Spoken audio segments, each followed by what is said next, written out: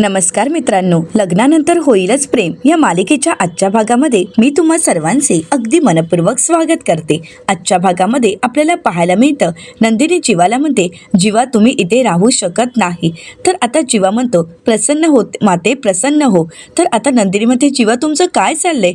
जीवा म्हणतो, काही नाही, देवी आईला म्हणत आहे, देवी आई प्रसन्न हो, अंबे माते की। असं म्हणताच आता शारदाताई त्या ठिकाणी येतात आणि म्हणतात जय। दोघंही एकत्रच अंबे माते की जय म्हणतात। तर त्यानंतर आता नंदिनी म्हणते, आई अगं काय चाललंय? तर जीवा म्हणतो, वा वा मस्त, चहा आणि नानकटाई। तुम्हाला सांगू का आई, जगातील कित्येक नवरे आहेत की जे बायकोंच्या माहेरी जायला टाळाटाळ करतात, परंतु असा जर पाहुणचार असेल तर मी मात्र माहेरीच ठाम म्हणून बसेल। तर शारदाताई म्हणतात, राहा बिंदास्त राहा, काहीच हरकत नाही आणि मी तर तुम्हाला काहीच कमी पडू देणार नाही। तर आता नंदिनी म्हणते, आई अगं काय चाललंय तुझं? नंदिनी चिडलेली असते तर जीवा म्हणतो, अरे तू आईवर राग का करतेस? एकतर कितीतरी दिवसानंतर मी माहेरी आलोय हिच्या, आणि तरी सुद्धा हिची मात्र चिडचिड काही कमी होत नाही। खरं तर तूच माझा पाहुणचार करायला हवा होतास। नंदिनी रागाने जीवाकडे पाहते तर शारदाताई म्हणतात, अहो मी आहे ना, तुम्हाला काय आवडतं ते फक्त मला सांगा, मी काय जेवण बनवू सांगा मला, मी ते सगळं जेवण बनवेन। आज मी बासुंदी पुरी बनवू का? तर आता नंदिनी मोठ्यानेच म्हणते, नको। तर शारदाताई म्हणतात, अहो बरोबर, तुम्ही जिमला जाता ना, मग तुम्हाला असं ऑइली खायला नको, म्हणूनच ती नकार देत असेल। असं म्हणत आता शारदाताई सुद्धा नंदिनीची मजा घेत असतात। शारदाताई म्हणतात, बघितलं का माझ्या लेकीला तुमची किती काळजी आहे? तर जीवा म्हणतो, हो ना, पाहिलं ना मी ते, आणि खरंच सांगू का, माझ्यासोबत जर नंदिनी असेल तर बाकी मला काहीच नको। आता नंदिनी रागाने जीवाकडे पाहते तर त्यानंतर शारदाताई म्हणतात, मी एक काम करू का, मी तुम्हाला प्रोटीन शेक देते। तर जीवा म्हणतो, बेस्ट। तर आता शारदाताई जीवाला म्हणतात, बरं आता जेवणामध्ये आमच्या पद्धतीमध्ये कोलंबी भात करू की फ्रॉन्स करी असते ती बनवायची आहे। आता जीवा आणि शारदाताई यांच्या गप्पा चालू असतात। इकडे नंदिनी त्यांना थांबवण्याचा प्रयत्न करत असते, परंतु ना शारदाताई नंदिनीचं ऐकून घेत असतात ना जीवा। तर त्यानंतर नंदिनी चिडते आणि म्हणते, आई अगं काय चाललंय तुझं? कोळंबी भात, फ्रॉन्स कढी, अगं काय बोलतेस तू हे? आई अगं तुला माहीत नसेल, परंतु जीवांना फ्रॉन्सची ॲलर्जी आहे। आता मात्र जीवा नंदिनीकडे पाहतो, नंदिनी शांतच होते। नकळतपणे तिने जीवाच्या आवडीनिवडी तर सांगितलेल्याच असतात, परंतु नकळतपणे जीवाची काळजी ही तिच्या डोळ्यात दिसून येत असते। आता नंदिनी तिथून निघून जात असते। जीवा तिचा हात पकडतो आणि म्हणतो, नंदिनी तू कितीही नाही म्हणालीस आणि कितीही माझ्यापासून दूर जाण्याचा प्रयत्न केलास, तरी सुद्धा तुला माझी किती काळजी आहे हे मला चांगलंच माहीत आहे। तर नंदिनी जीवाला म्हणते, बस झाला पाहुणचार, खूप झालाय, आता तुमची बॅग आणि घरी जाण्यासाठी निघा। तर आता जीवा म्हणतो, काय हे जुन्या काळातल्या टेप रेकॉर्ड सारखी एकाच ठिकाणी अडकून आहेस, तिथेच अडकून आहेस का? अगं पुढे काहीतरी वेगळं बोल ना, सतत तेच तेच तेच तेच चालू आहे। असं म्हणत आता जीवा सुद्धा नंदिनीची मस्करी करत असतो। तर इकडे शारदाताई त्या दोघांची गंमत पाहत असतात। आता नंदिनी मात्र जीवाला घरी जायला सांगत असते। तर जीवा आता शारदाताईंना म्हणतो, आई मला सांगा, मी जर इथे राहिलो तर तुम्हाला काही प्रॉब्लेम आहे का? शारदाताई म्हणतात, नाही नाही, मला काहीच प्रॉब्लेम नाही, खरं तर तुम्ही इथे कितीही दिवस राहू शकता, खरं तर तुम्ही तर माझ्या मुलासारखेच आहात मला। असं म्हणत त्यांनी आता जीवाला आपला मुलगाच मानलेला असतो। आणि मला तर माहीतच आहे, नंदिनीला सुद्धा मी इथे राहिलो तरी काहीच प्रॉब्लेम नाहीये। म्हणजे कसं आहे ना, ती वरवर जरी माझ्याशी भांडत असली तरी सुद्धा मनातून तिला हेच वाटत असणार की मी इथेच राहायला हवं, हो की नाही? आता मात्र नंदिनी जीवाकडे पाहतही नाही। तर जीवा म्हणतो, ठरलं तर मग आता कोणालाही माझं या घरात राहण्याबद्दल प्रॉब्लेम नाहीये, त्यामुळे आता तर मी याच घरात राहणार आहे। आणि त्याचवेळी नंदिनीचे वडील येतात आणि म्हणतात, मला प्रॉब्लेम आहे। तर जीवा म्हणतो, कोणाला? आता जीवा मानवर करून पाहतो तर नंदिनीचे वडील समोर असतात। आता मात्र जीवा शांतच होतो। तर दुसरीकडे पाहायला मिळतं, काव्या पार्थला म्हणते, मला फक्त इथे राहू द्या। पार्थ काहीच बोलत नाही आणि काव्याकडे पाहत असतो। त्याचवेळी आता रम्या वसुआत्या दोघेही तिथे आलेले असतात। वसुआत्या रम्याला धरून घेऊन येतात। तर रम्या मोठ्यानेच म्हणते, तू अजिबातच इथे राहणार नाहीयेस।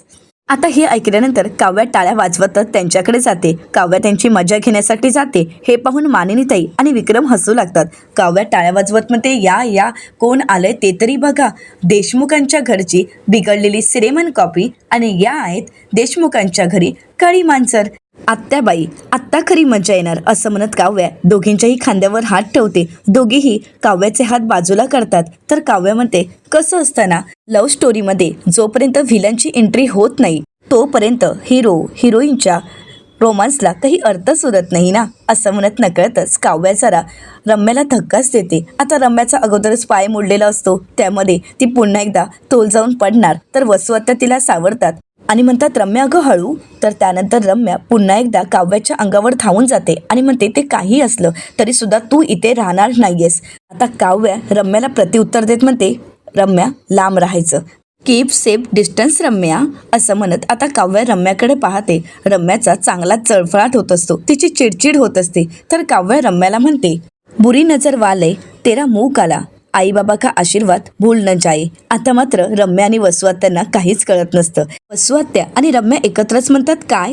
तर आता काव्य म्हणू लागते काय काय, हल्ली तर ट्रकच्या मागे एवढं सगळं काही लिहिलेलं असतं, वाचलं नाही का तुम्ही कधी, म्हणजे ट्रक पाहिलाच नाही की लिहिलेलं वाचलं नाही, असं म्हणत आता काव्या रम्या आणि वसुआत्यांना प्रश्न करते. त्या दोघांनाही काव्याचा खूप राग आलेला असतो. तर काव्या पुढे म्हणते हल्ली ट्रकच्या मागे उत्तम स्लोगन लिहिलेले असतात, फक्त जरा लक्ष ठेवायचा. बघा त्यातले सगळ्यात महत्त्वाचे 2 स्लोगन आहेत, असं म्हणत काव्या पहिला स्लोगन सांगते आणि वसुआत्यांकडे पाहत म्हणते बुरी नजरवाला तेरा मुंह काला.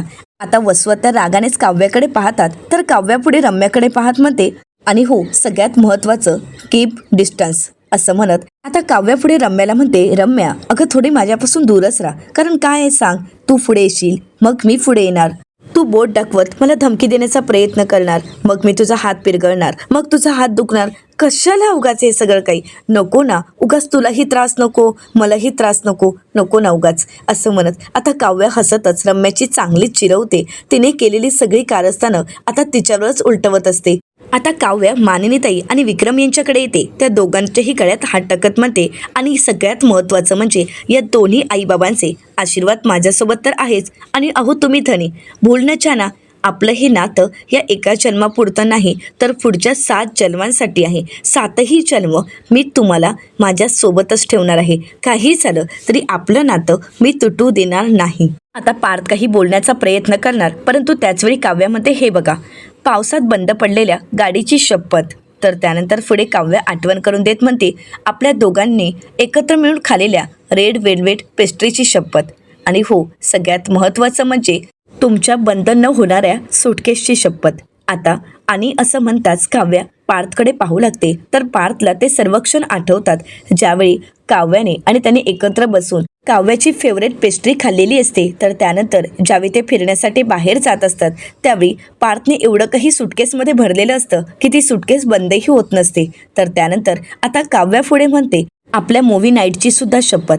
आता पार्थला ते सर्व क्षण आठवतात त्यावेळी त्याने काव्यासोबत घालवलेले ते सर्व क्षण आता पार्थच्या डोळ्यासमोर असतात. त्या सगळ्या गोष्टी त्याला आठवत असतात आणि त्या गोष्टींमध्ये पार्थ हरवून गेलेला असतो.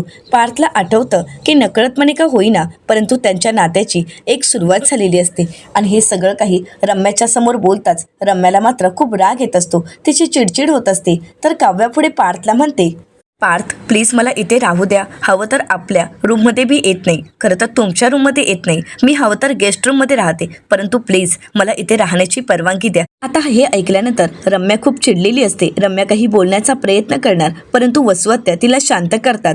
तर काव्य म्हणू लागते आणि सगळ्यात महत्त्वाचं म्हणजे गेस्ट रूममध्ये राहायला मला नक्कीच आवडेल, कारण मला देशमुख तुम्हाला अगदी पहिल्या क्षणापासून पहिल्या दिवसापासून मिळवायचं आहे. काव्या पार्थला म्हणते हे बघा पार्थ, मला माहीत आहे की सुरुवातीपासून आपण या नात्यात नव्हतो, आपण कधीही एकमेकांचा विचार केला नव्हता आणि मग आपल्या हळूहळू नात्याला सुरुवात झाली. मग तुम्ही आपल्या नात्याचा विचार करत होता पण मी नाही, आणि आता मी आपल्या नात्याचा विचार करते पण तुम्ही नाही. पार्थ काहीच बोलत नाही. तर काव्या म्हणते काहीच हरकत नाही, पण मिळवेन मी तुम्हाला, कमवेन मी तुम्हाला. आता हे सगळं काही बोलत असताना काव्या पार्थकडे पाहत असते, पार्थही काव्याकडे पाहत असतो. दोघेही एकमेकांच्या नजरेमध्ये हरवून गेलेले असतात आणि हे सगळं काही पाहून रम्याचा मात्र चांगलाच चळफळाट होत असतो.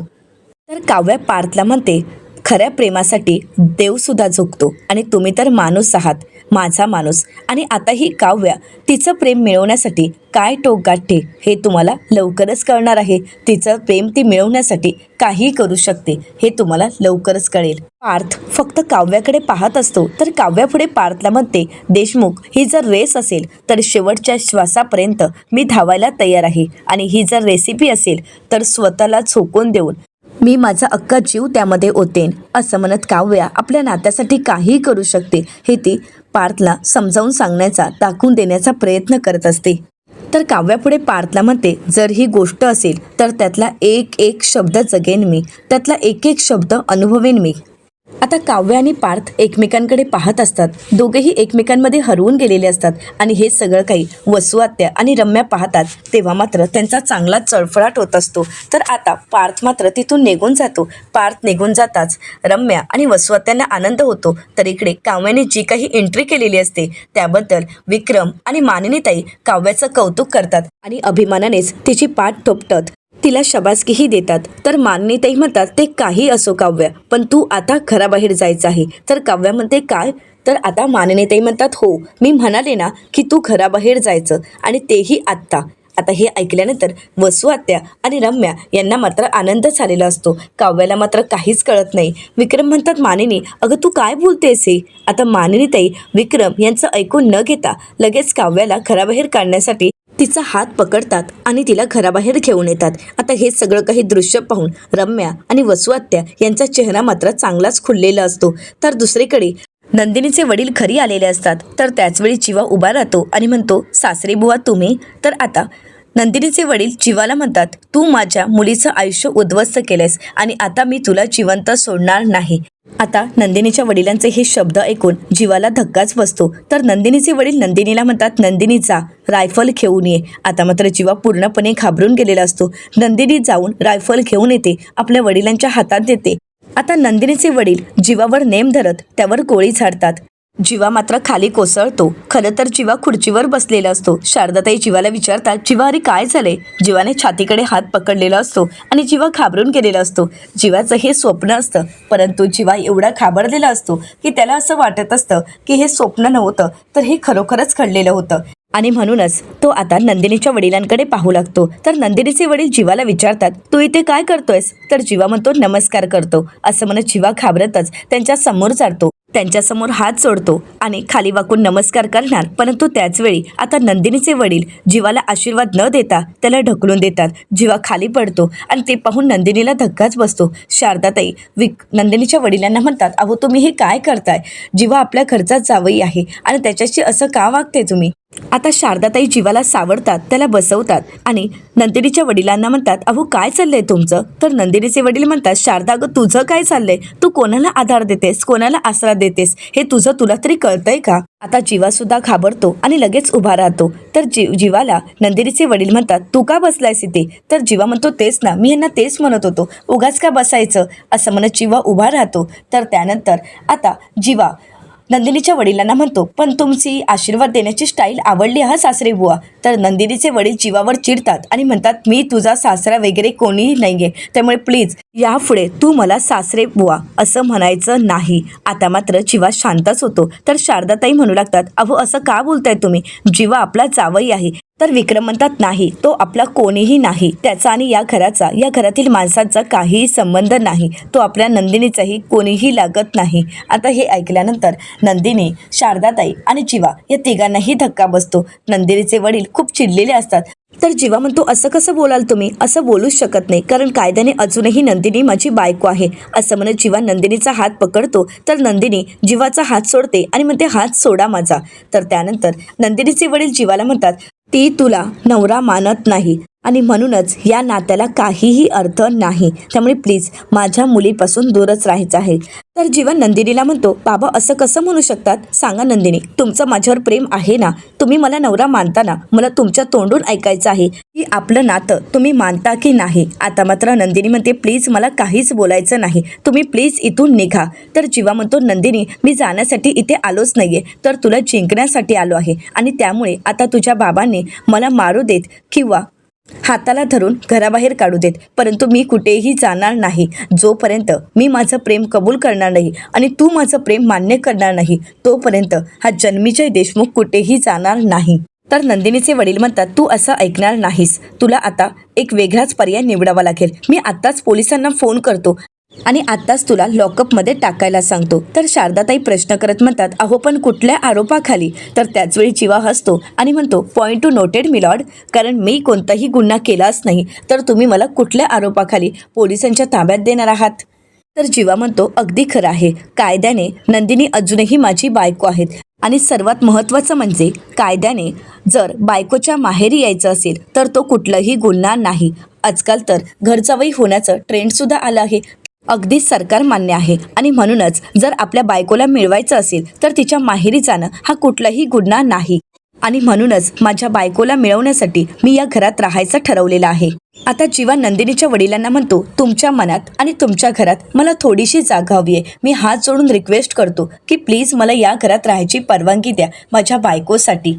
हवं तर मी तुमचं भाडंही देतो. आता नंदिनीचे वडील जीवावर हात उगारतात तर त्याचवेळी नंदिनी म्हणते, थांबा बाबा. असं म्हणत नंदिनी हात जोडते आणि जीवाला म्हणते, जीवा प्लीज हे सगळं काही थांबवा. मी तुमचा अजून अपमान झालेला नाही सहन करू शकत. तर जीवा म्हणतो, मी सुद्धा तुझा आणि माझा दुरावा नाही सहन करू शकत. तू माझ्यापासून दूर राहणं हे मी कधीच सहन नाही करू शकत. जीवा नंदिनीला म्हणतो, हे बघ आता तू काहीही करणार नाहीयेस आणि तू काहीही बोलणार नाहीयेस. खरं तर हा माझा नवीन वर्षाचा नवीन संकल्प आहे. त्यामुळे नंदिनी प्लीज प्लीज तू मला घराबाहेर काढू नकोस आणि तू जर होकार दिलास ना तर तुझे हे आप्पा म्हणजे तुझे हे पप्पा सुद्धा परवानगी देतील. नंदिनी मला फक्त तुझ्या होकाराची आणि तुझ्या साथीची गरज आहे. बोल नंदिनी, देशील ना साथ. असं म्हणत जीवा आता नंदिनी समोर हात करतो. नंदिनी पाहते परंतु नंदिनी काहीच बोलत नाही. इकडे शारदाताईंना खूप आनंद झालेला असतो परंतु नंदिनीचे वडील मात्र खूप चिडलेले असतात. नंदिनी जीवाकडे पाहते. जीवाकडे पाहून नंदिनीचे डोळे पाणावलेले असतात. जीवा नंदिनीचा हातात मागत असतो आणि वाट पाहत असतो आणि त्याचवेळी आता नंदिनीचे वडील जीवाच्या हातावर हात ठेवतात. जीवा नकळतच म्हणतो, बघ बाबांनी परवानगी दिली आहे. परंतु त्याचवेळी नंदिनीचे बाबा आता जीवाला फरफटत घराबाहेर घेऊन येतात. त्याची बॅग बाहेर फेकून देतात आणि त्यानंतर जीवालाही घराबाहेर काढतात आणि म्हणू लागतात, तू विक्रमचा मुलगा आहेस म्हणून मी आत्तापर्यंत शांत आहे, नाहीतर केव्हाच मी तुला पोलिसांच्या ताब्यात दिलं असतं. तर नंदिनी म्हणू लागते, बाबा प्लीज असं काही करू नका आणि जीवा प्लीज तुम्ही आता इथून निघून जा प्लीज जीवा. जीवा म्हणतो, नाही नंदिनी मी नाही जाणार. असं म्हणत आता जीवा नंदिनीचा हात पकडतो, तिला रिक्वेस्ट करू लागतो. परंतु त्याचवेळी नंदिनीचे वडील चिडतात आणि म्हणू लागतात, जीवा हात सोड. जीवा म्हणतो, नाही नंदिनी, हा हात सोडण्यासाठी धरलाच नाहीये तर 7 जन्मासाठी धरला आहे. त्यामुळे नाही नंदिनी, मी तुला कुठेही जाऊ देणार नाही. जीवा काही ऐकून घ्यायला तयार नसतो आणि हातही सोडायला तयार नसतो. आता नंदिनीचे बाबा जीवाला म्हणतात, जीवा हात सोड. जीवा म्हणतो, नाही सोडणार. त्याचवेळी आता नंदिनीचे बाबा नंदिनीचा एक हात हातात घेतात आणि त्यानंतर नंदिनीला ओढतच खेचत घरी घेऊन जात असतात. जीवा मात्र नंदिनीचा हात घट्ट पकडून असतो परंतु नकळतच आता हातही सुटतो आणि जीवाचा तोल जाऊन जीवा खाली पडतो. जीवा स्वतःला सावरतो, पुन्हा एकदा उभा राहतो आणि नंदिनीला थांबवण्याचा प्रयत्न करतो. परंतु नंदिनीचे वडील नंदिनीच्या आईला आणि नंदिनीला घरात घेऊन येतात. दरवाजा बंद करतात. जीवा दरवाजा वाजवतो आणि म्हणू लागतो, प्लीज प्लीज दरवाजा उघडा. नंदिनी प्लीज मला समजून घ्या. प्लीज नंदिनी दरवाजा उघडाल का. परंतु नंदिनी किंवा तिचे वडील कोणीही दरवाजा उघडायला तयार नसतात. बाबा प्लीज प्लीज माझं ऐकून तरी घ्या. नंदिनी प्लीज माझं ऐकून घ्या.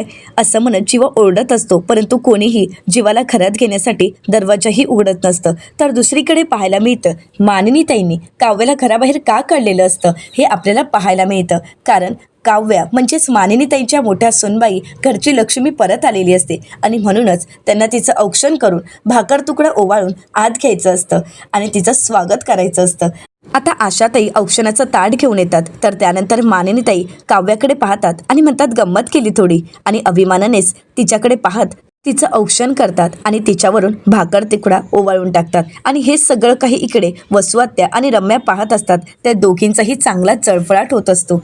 मानिनीताई काव्याचं औक्षण करतात, तिची दृष्ट काढतात आणि त्यानंतर अगदी आनंदानेच तिला घरात घेतात. आणि हे सगळं काही रम्या आणि वसुआत्यांना अजिबातच पाहवत नसतं. त्या दोघेही रागानेच हे सगळं काही पाहत असतात. आता काव्याचा अगदी थाटात गृहप्रवेश झालेला असतो. काव्या आता आईबाबांचे आशीर्वाद घेते. तर दुसरीकडे पाहायला मिळतं, जीवाला मात्र नंदिनीच्या वडिलांनी घराबाहेर काढलेलं असतं. जीवा खूप आवाज देण्याचा, दार उघडण्यासाठी सगळ्यांना रिक्वेस्ट करत असतो परंतु कोणीही दरवाजा उघडत नसतं. नंदिनीचे वडील जीवावर खूप चिडलेले असतात आणि त्यामुळे ते जीवाला घरात घ्यायला नकार देतात. जीवाला काय करावं काहीच कळत नाही. जीवा आता तिथेच उभा राहतो आणि नंदिनीची वाट पाहत असतो.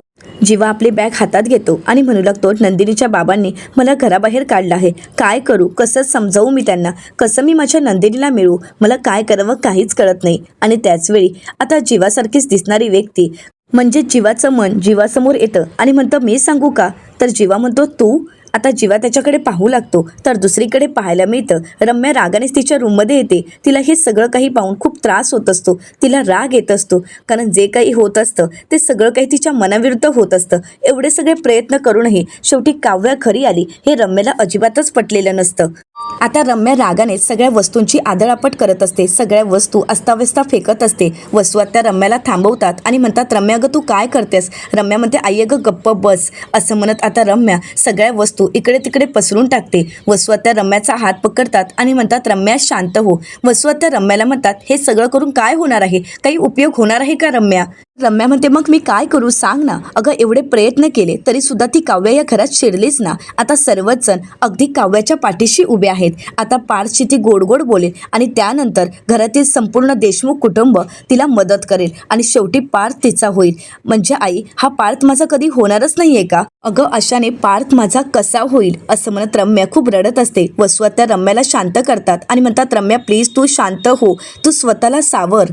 रम्या वसुआत्याने म्हणते, आई मी कसं सावरू सांग ना. आत्तापर्यंत पार्थला मिळवण्यासाठी मी खूप प्रयत्न केले. मला वाटलं होतं की येणारं नवं वर्ष मला पार्थला माझ्याजवळ घेऊन ये, परंतु तसं काहीच घडत नाहीये. सगळं काही माझ्या मनाविरुद्धच घडत आहे. आई अगं माझ्या सगळ्या मैत्रिणींची लग्न झाली आहेत, फक्त मीच एक बिन लग्नाची आहे. अगं माझं पार्थशी लग्न होणार आहे की नाही, की मी अशीच फक्त पार्थ मला मिळेल या आशेवर आयुष्यभर बिन लग्नाचीच राहणार आहे? नाही, काही करून मला पार्थ हवा आहे. असं म्हणत रम्या खूप रडत असते. रम्या म्हणू लागते, पार्थ मला मिळेल असं मला नाही वाटत आहे. असं का घडतंय माझ्या आयुष्यात? मला हवी असणारी व्यक्ती मला का नाही मिळत आहे? वसुआत्या रम्याला शांत करतात आणि म्हणतात, रम्या प्लीज शांत हो, असं काहीही होणार नाही. तुझा पार्थ तुलाच मिळणार आहे, त्यामुळे काळजी करू नकोस. रम्या तू शांत बस आणि तू गुरुजींचे शब्द आठव. रम्याला आता ते सगळं काही आठवतं. वसुआत्या म्हणतात, आठवलं ना, आपले गुरुजी जे भाग्येस सांगतात ते खरं होतं, त्यामुळे काळजी करू नकोस. सगळं काही तुझ्या मनासारखं होणार आहे. तुझा पार्थ तुलाच मिळणार आहे. पण थोडा धीर धर रम्या, सगळं काही तुझ्या मनासारखं होईल. आणि रम्या एक गोष्ट विसरू नकोस, जरी मानिनीने त्या काव्याला या घरात घेतलं असलं तरी ज्यावेळी जीवा आणि काव्या समोर येतील त्यावेळी पार्थला 16 डिसेंबर त्या दिवशीचा तो फोटो आठवेल आणि आठवला नाहीच तर आपण आहोत रिमाइंडर करून द्यायला, त्यामुळे तू काळजी करू नकोस. तर आता रम्या म्हणते, म्हणजे जीवा इथे आहे त्याचा आपल्याला फायदाच होणार आहे. तर त्याचवेळी आशा त्या ठिकाणी येते आणि म्हणते, जीवा दादा. तर आता वसुआत्या रागानेच तिच्याकडे पाहतात. तर आशा म्हणते, झाडू न्यायला आली आहे. तर रम्या म्हणते, जीवा कुठे आहे? तर त्यानंतर आशाताई म्हणतात, म्हणजे तुम्हाला काही माहीत नाही आहे का? तर वसुआत्या म्हणतात, तुला माहीत आहे ना, मग सांग जीवा कुठे आहे? तर त्यानंतर आशा म्हणू लागते, ज्याप्रमाणे काव्याताई बॅग भरून इथे आल्यात ना, त्याचप्रमाणे जीवादादा सुद्धा बॅग भरून गेले आहेत. वसुआत्या विचारतात, कुठे? तर त्यानंतर आशा मात्र शांतच होते. तर वसुआत्या म्हणतात, नंदिनीच्या घरी. तर आशा म्हणते, हो अगदी बरोबर. आता मात्र वसुआत्या आणि रम्याला धक्काच बसतो. त्यांचा एकही प्लॅन सक्सेसफुल होत नसतो. तर दुसरीकडे पाहायला मिळतं, आता जीवासमोर आलेली व्यक्ती जीवाला म्हणते, भावा अरे किती भारी व्ह्यू आहे ना, इथे तर सूर्य मावळताना किती छान दिसत असेल. तर आता जीवा म्हणू लागतो, इथं तर माझी स्वप्न मावळत चालली आहेत. तर त्यानंतर जीवासमोर आलेली व्यक्ती जीवाला म्हणते, अरे भावा काय हे, किती रडतोयस तू? अरे भावा, अरे जरा तरी विचार कर. अरे तुझ्या डोळ्यातलं ते पाणी, यामुळे त्या समुद्राला सुद्धा विचार येत असणार. तर त्यानंतर जीवा म्हणतो, तू काही ते माझ्या जखमेवर मीठ चोळायला आलायस का?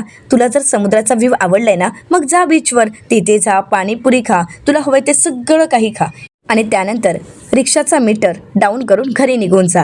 तर तो मित्र म्हणू लागतो, हो हो मी घरीच जाणार आहे. पण तू कुठे जाणार आहेस? अरे बायकोच्या बापाने तर तुला घराबाहेर काढला आहे आणि आता तू दुर्बिणीने तिला पाहणार आहेस का? तर जीवा म्हणतो, मला तिला फक्त पाहायचं नाहीये, तर मला तिला घरी घेऊन जायचं आहे, तिच्यासोबत मला राहायचं आहे. पण आता तरी मला असं वाटतंय की ते कधी शक्यच होणार नाही. तर तो समोरचा मित्र म्हणू लागतो, काय रे तू कधी सिनेमा वगैरे पाहिला नाही आहेस का? अरे सिनेमात हिरो आपल्या हिरोईनसाठी काय काय करत असतात, बापाच्या लाता खातात, दुनियेच्या बाता ऐकतात, हे सगळं काही करून शेवटी त्यांना त्यांचं प्रेम मिळवायचं असतं आणि तुला मात्र काहीच जमत नाही. का हे तुला तेवढंही जमत नाही आहे का? अरे आपल्या प्रेमासाठी आपणच फाईट करायची. अरे तुलाच तर फाईट करायची आहे. तुला सांगू का, रुसलेली बायको आणि आगाऊ रिक्षेवाला नकार देतोच, परंतु त्यांना मनवायचं काम आपण करायचं असतं. तर येणाऱ्या पुढील भागामध्ये आपल्याला पाहायला मिळतं की आता इकडे शारदाताई नंदिनीला म्हणू लागतात, बघ जीवा स्वतःशीच बोलतो आहे, त्याला तू असण्याचा भास होतोय आणि असंच जर वागत राहिला तर जीवाच्या डोक्यावर परिणाम होईल. आता हे ऐकल्यानंतर नंदिनीला धक्काच बसतो. तर दुसरीकडे पाहायला मिळतं, पार्थ काव्याचं स्केच पाहतो आणि म्हणतो, जे काही घडलं आहे त्यावरून जर तुम्हाला कोणी नावं ठेवलीत तर मला ती नाही आवडणार. तर दुसरीकडे वसू आत्या बॅग घेतात आणि रम्याला म्हणतात, या बॅगमधले सर्व फोटो जर कोणी पाहिले तर काव्याला दिसलेत आणि तिने जर डॉट जोडण्याचा प्रयत्न केला आणि आपल्यापर्यंत पोचली तर. आणि त्याचवेळी रूमचा दरवाजा उघडला जातं आणि समोर वसुआत्यांच्या बॅग असते आणि हे सगळं काही काव्याने पाहिलेलं असतं. आता काव्या या दोघांना नक्की कशा प्रकारे धडा शिकवेल हे पाहणं अतिशय रंजक ठरणार आहे. मित्रांनो, अशाच मालिकांचे नवनवीन अपडेट पाहण्यासाठी चॅनलला नक्कीच सबस्क्राईब करा. आजचा हा व्हिडिओ कसा वाटला हे कमेंट करून नक्कीच कळवा आणि आजचा हा व्हिडिओ आवडला असेल तर व्हिडिओला लाईक करायलाही विसरू नका. व्हिडिओ पाहिल्याबद्दल तुम्हा सर्वांचे अगदी मनपूर्वक धन्यवाद.